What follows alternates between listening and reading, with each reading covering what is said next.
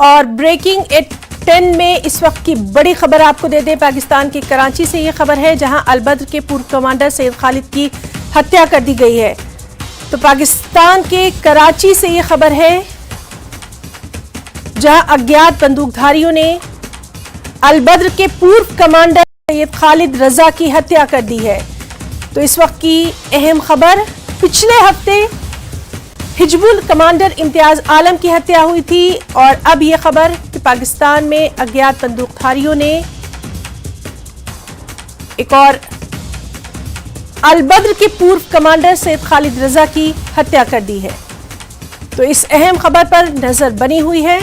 पाकिस्तान के कराची से यह अहम खबर है, जहां अलबद्र के पूर्व कमांडर सैयद खालिद रजा की हत्या कर दी गई है। पाकिस्तान के कराची में अज्ञात बंदूकधारियों ने यह हत्या की है। पिछले हफ्ते ही हिजबुल कमांडर इम्तियाज आलम की भी यहां ऐसे ही हत्या की थी। अज्ञात बंदूकधारियों ने यह हत्या की थी और अब यह खबर अलबद्र के पूर्व कमांडर सैयद खालिद रजा की हत्या कर दी गई है। तो पाकिस्तान के कराची से यह बड़ी खबर है, जहां अलबद्र के पूर्व कमांडर सैयद खालिद रजा की हत्या कर दी गई है। अभी तक की जो इत्तलात है उनके मुताबिक कराची में यह हत्या की गई है। अज्ञात बंदूकधारियों ने यह हत्या की है और पिछले हफ्ते ही हमने आपको बताया था कि हिजबुल कमांडर इम्तियाज आलम की भी इसी तरह से अज्ञात बंदूकधारियों ने हत्या की थी।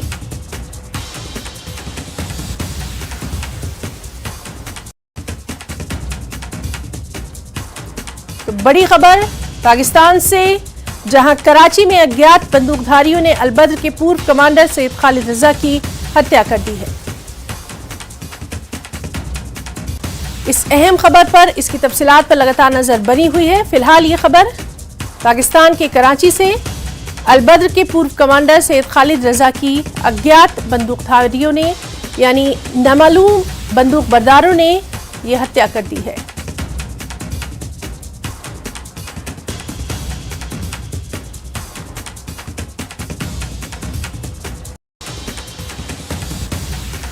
तो कराची में अज्ञात बंदूकधारियों ने सैयद खालिद रजा को गोली मारी है।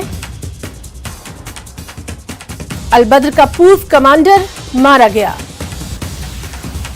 पाकिस्तान से ये बड़ी खबर, अभी तक की जो इत्तलात हैं वो लगातार हम आपको दे रहे हैं और इस खबर के ताल्लुक से लगातार नजर बनी हुई है।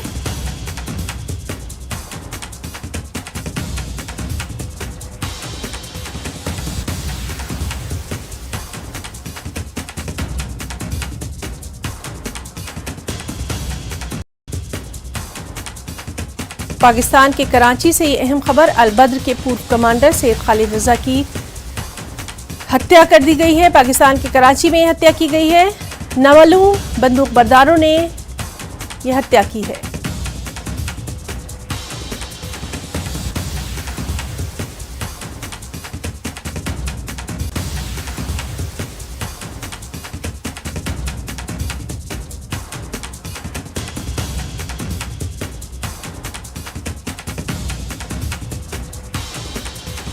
कराची में अज्ञात बंदूकधारों ने सैयद खालिद रजा को गोली मारी है। पाकिस्तान की कराची में हत्या की गई है। अलबद्र का पूर्व कमांडर मारा गया।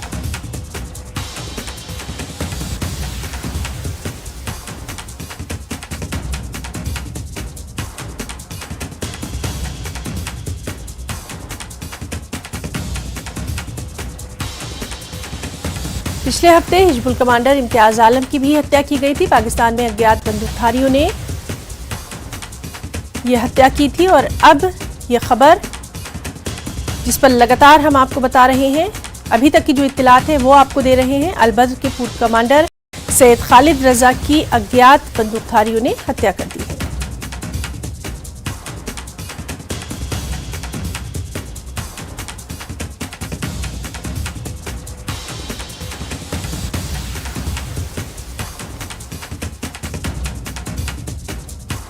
पाकिस्तान के कराची से ये अहम खबर, जिस पर लगातार आपको बता रहे हैं, अलबद्र के पूर्व कमांडर सैयद खालिद रजा की हत्या कर दी गई है। पाकिस्तान की कराची में हत्या की गई है। अज्ञात बंदूकधारियों ने यह हत्या की है। इस खबर से जुड़ी तफसीलात पर लगातार नजर बनी हुई है।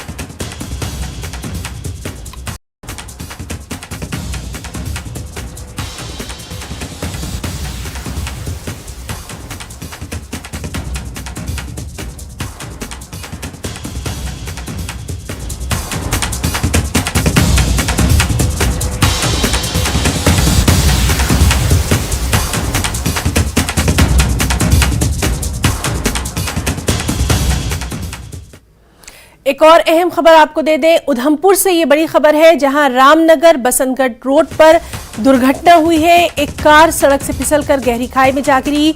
2 व्यक्ति गंभीर रूप से घायल बताए गए हैं। तो एक और खबर उधमपुर से दे दें जहां रामनगर बसंतगढ़ रोड पर दुर्घटना हुई है। कार सड़क से फिसलकर गहरी खाई में जा गिरी। 2 व्यक्ति गंभीर रूप से यहां घायल बताए गए हैं।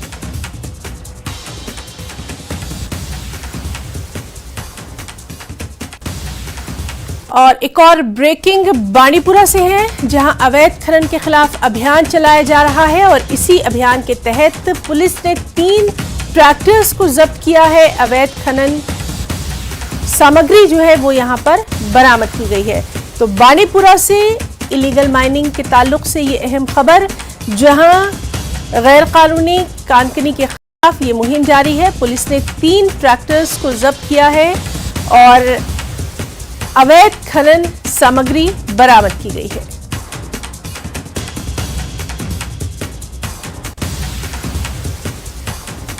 इस तरह कुलगाम से बड़ी खबर आपको दे दें जहां एक शख्स का शव मिला है। मृतक की पहचान आदिल खान के तौर पर की गई है। पुलिस ने मामला दर्ज कर लिया है, जांच जारी है। तो कुलगाम से ये अहम खबर है जहां एक युवक का शव जो है वो मिला है। आदिल खान के तौर पर इसकी पहचान की गई है। पुलिस ने मामला दर्ज करके तफ्तीश शुरू कर दी है।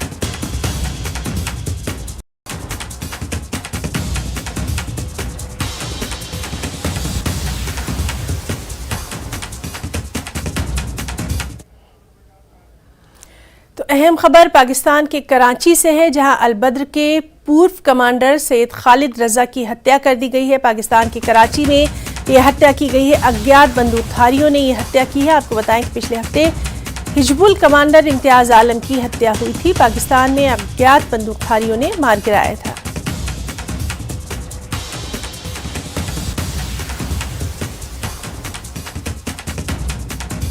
सीधे रुख करेंगे हमारे साथी परवेज भट्ट का। परवेज, इस अहम खबर पर आपसे तफसीलात चाहेंगे।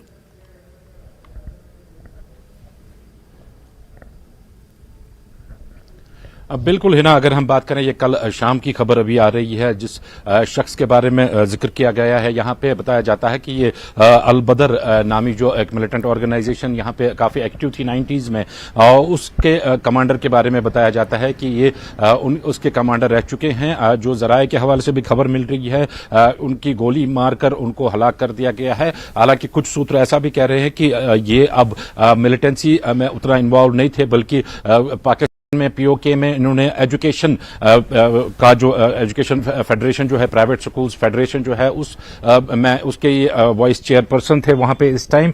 लेकिन अगर हम बात करें जो इंटेलिजेंस एजेंसीज के इनपुट्स हैं उसके हवाले से ये मतलूब रहे हैं काफी टाइम से, क्योंकि काफी सारी मिलिटेंट एक्टिविटीज में जो हैं वो ये शामिल बताए जाते हैं यहाँ पे। तो साथ ही अगर हम बात करें, इससे पहले भी इसी तरह का एक इंसिडेंट पेश आया लास्ट वीक, जब हमने देखा कि बशीर अहमद उर्फ इम्तियाज आलम जो कमांडर थे हिजबुल मुजाहिदीन को, जिनको ये टास्क दिया गया था कि वो हिजबुल मुजाहिदीन कैडर को रिवाइव करे यहाँ पे, जो और में उनको टारगेट, उनको असाइनमेंट दी गई थी कि वो जो मुख्तलिफ ऑर्गेनाइजेशंस हैं, मिलिटेंट ऑर्गेनाइजेशंस, चाहे लश्कर तैयबा हो, जैश मोहम्मद हो या फिर टीआरएफ हो, इनको यूनाइट करने का टारगेट उनको दिया गया था।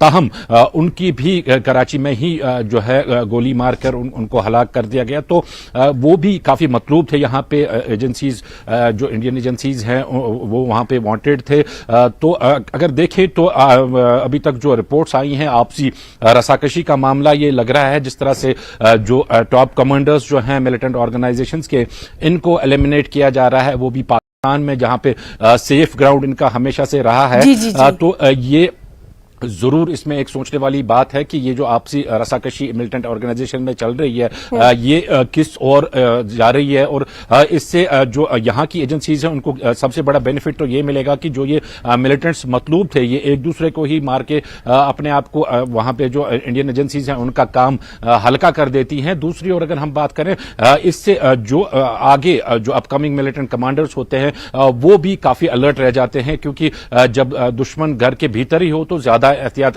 करने की जरूरत पड़ती है। अगर हम बात करें रजा की, तो इनके हवाले से ज्यादा अभी तक जानकारी नहीं मिली है। बस इतना पता चल रहा है कि ये अलबदर जो मिलिटेंट ऑर्गेनाइजेशन है 90s में काफी सक्रिय थी है यहाँ पे, और काफी सारे जो अटैक्स हैं, मिलिटेंट अटैक्स, उनमें अलबदर जो ऑर्गेनाइजेशन है, मिलिटेंट ऑर्गेनाइजेशन, उसका हाथ था इसके पीछे। हालांकि काफी टाइम से अब ये सक्रिय नहीं है यहाँ पे श्रीनगर या जम्मू कश्मीर की बात करें, लेकिन कार्डर बेस जो इसका पाकिस्तान में है वो अभी भी वहां पे मौजूद है। और उसी जी परवेज, आप हमारे साथ बने रहिए। हमारे साथ मनोज कौल भी इस वक्त मौजूद है। मनोज कौल, बेहद अहम ये खबर है, अलबद्र के पूर्व कमांडर सैयद खालिद रजा की हत्या कर दी गई है। किस तरह से इस खबर को देखेंगे? देखें हिना, अगर हम देखें कि आज की जो हत्या की गई है कराची में उस अलबदर के फॉर्मर कमांडर की, इससे पहले हमने देखा कि एजम का जो कमांडर था उसे कराची में नामालूम बंदूकबरदारों ने हलाक कर दिया।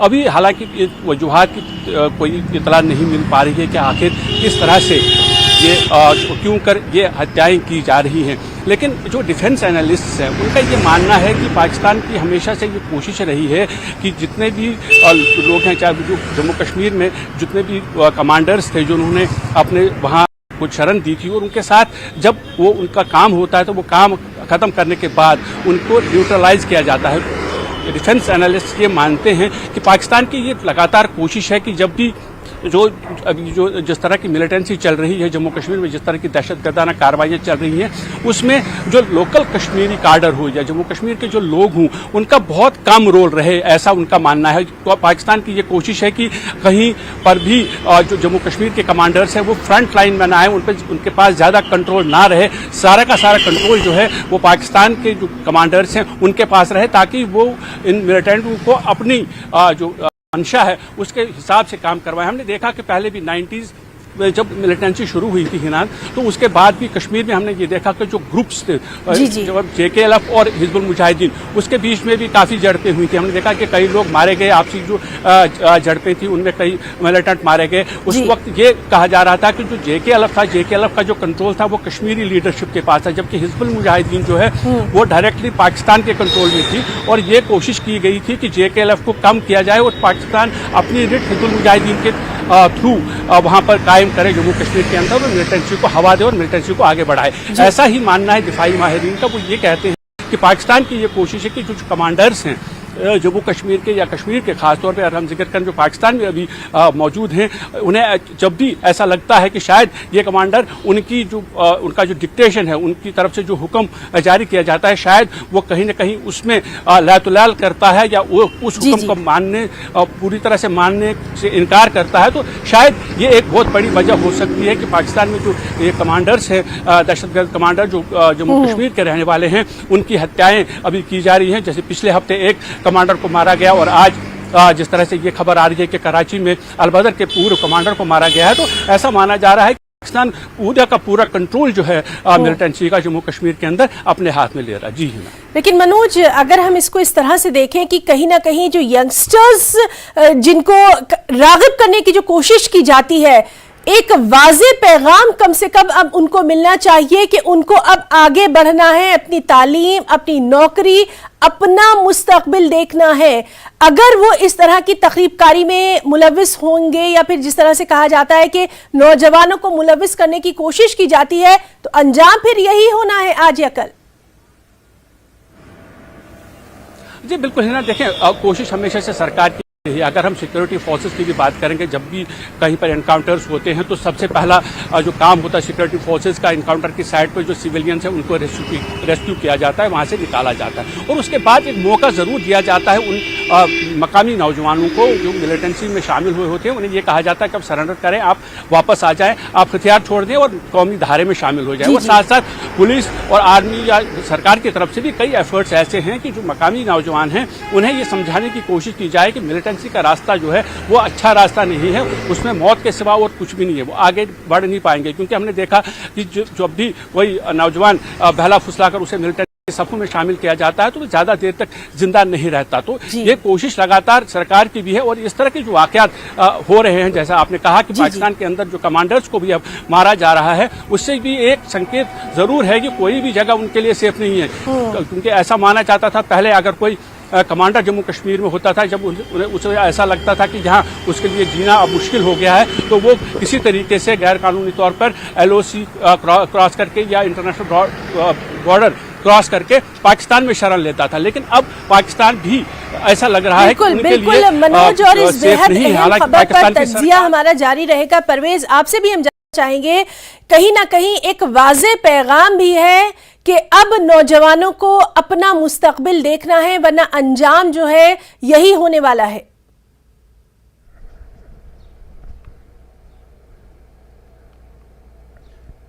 बिल्कुल हिना, क्लियर कट एक मैसेज है यहाँ पे। अगर हम बात करें जो सिक्योरिटी फोर्सेस हैं, जो सक्सेसफुल ऑपरेशन 2019 के बाद यहाँ पे किए गए हैं, उसने पहले ही जो मिलिटेंसी है उसकी कमर तोड़ के यहाँ पे रख दी है। जितने भी टॉप कमांडर्स हैं मिलिटेंट्स के यहाँ पे, चाहे जैश मोहम्मद की बात करें, लश्कर तैयबा की बात करें, या फिर हिजबुल मुजाहिदीन, जिसमें अब गिने चुने लोग ही बचे हैं, अब तो काफी सारे सक्सेसफुल ऑपरेशंस के बाद जो है मिलिटेंसी की कमर पूरी तरह से यहाँ पे तोड़ दी गई है। हालांकि हमने देखा कि जो मिलिटेंट एक्टिविटीज है उनमें काफी हद तक कमी देखने को मिली है, चाहे ग्रेनेड अटैक्स की बात करें या फिर सिक्योरिटी फोर्सेस पे हमलों की बात करें, तो ऐसे इंसिडेंट्स में काफी कमी देखने को मिली है, बल्कि जीरो के करीब अगर हम बात करें स्टोन पेल्टिंग के इंसिडेंट्स अब यहाँ पे होते हैं।